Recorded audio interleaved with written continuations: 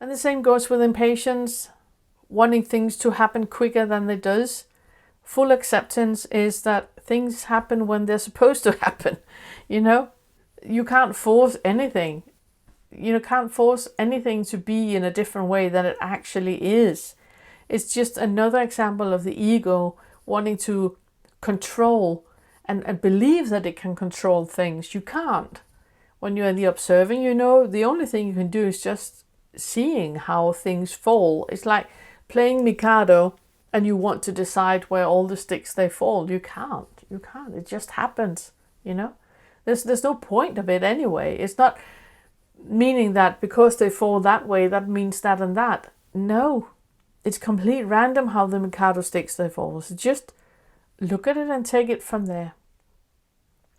It's very much about everything I have said so far. You cannot fix it. You cannot try to do better. You cannot try to improve yourself. What you can do is creating space to what is. So every single comparison I have just given you, in either the contracting energy of the ego or the expanding energy of the authentic, neither are real. Please remember that. Neither are real. They're only experienced as real. And that is due to the biochemical, psycho, and emotional pattern of each of them.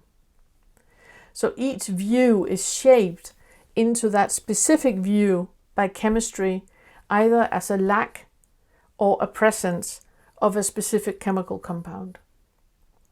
And it's so important to remember that each of them really feels so real because they're backed up by emotions and feelings. And that takes us to the gap. And the gap, I'm not going to talk about it now. I'm just going to say that the gap is kind of like a timeout with reflection. I'm going to talk about it in another podcast.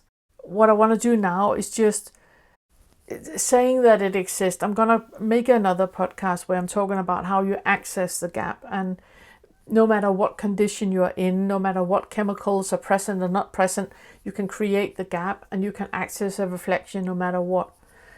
For now, I just want to say that shift from the ego to the authentic, it happens within a gap of reflection.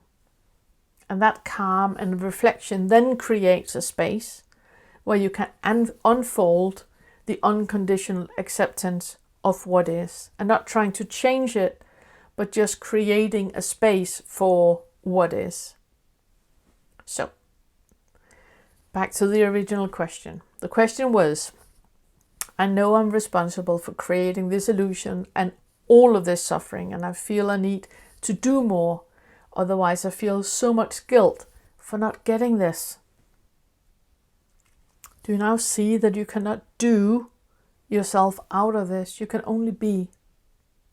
You can only stay with what is and create unconditional acceptance to whatever biochemical, psycho, and emotional pattern you are in.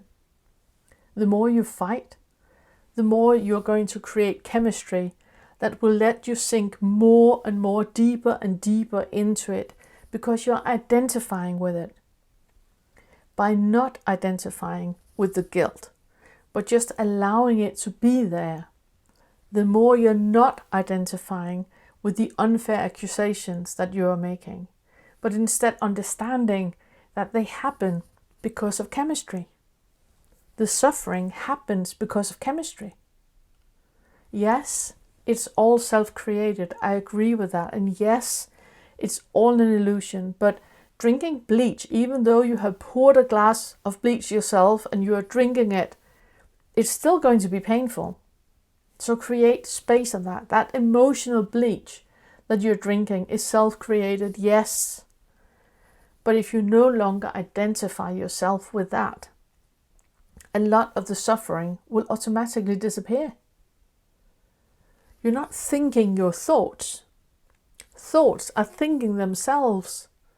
And just like you're not in control of the smelling of a strawberry, or you're not in control of the hearing of a dog bark, it just happens.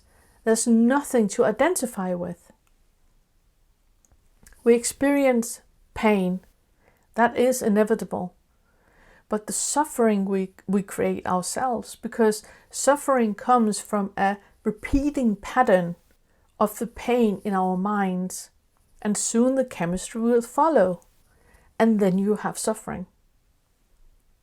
So focusing on the shift from the ego to the authentic, it's demanding an awareness in the moment. And that's also why it's called to be awake, because you have to be awake. You're present in the now with no attachment. And that doesn't necessarily mean that you are in the non-dual state, which is fine. It's a step in a direction where you are you and not who you were taught to be. So it's a step in a direction where you're no longer identifying with the perception of the biochemical, psycho-endo-emotional, self-created illusion of reality. But remember, awake is not better than asleep, because you can be either and then you die. So I hope that you understand that one is not better than the other. It's only the ego that is going to go into a competition about being authentic in order to come out as the conqueror of all this. And by that you have just locked yourself into the ego. You can't say that yin is better than yang. They only exist, both of them exist because of one another, and it makes no difference if you're in the ego or if you're in the authentic, because both are nothing, both are illusions. Being authentic might be more pleasant and might be more rewarding while you're spending time in the illusion.